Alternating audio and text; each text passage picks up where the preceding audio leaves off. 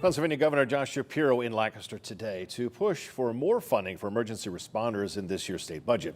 As Fox 43's Harry Lee tells us, the governor's visit comes amid a statewide shortage of firefighters and emergency medical service workers. Emergency responders are in a staffing emergency.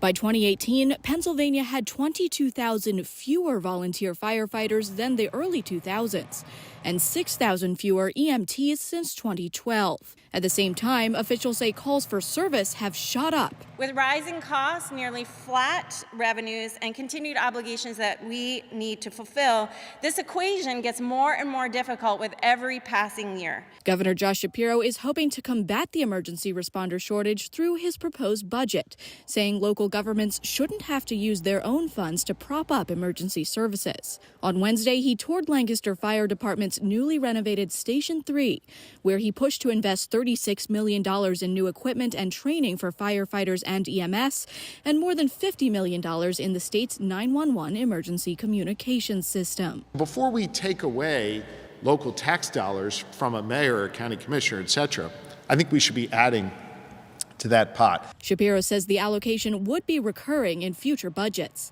That could help professional fire companies maintain the size they need to cover areas no longer adequately serviced by volunteer fire companies. In the last 2 years, we brought on 17 firefighters, which for our complement of 62, that's a lot of firefighters at one time to bring on and train. Officials warned a lack of workers could soon push the system to the brink of collapse across the Commonwealth. Harry Lee, Fox 43 News.